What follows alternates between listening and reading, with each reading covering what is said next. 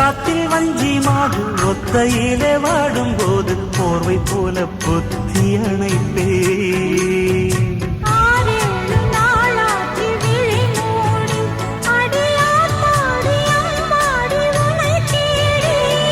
நீதானே மானே என் இளஞ்சோடி, உனை நீங்காது என்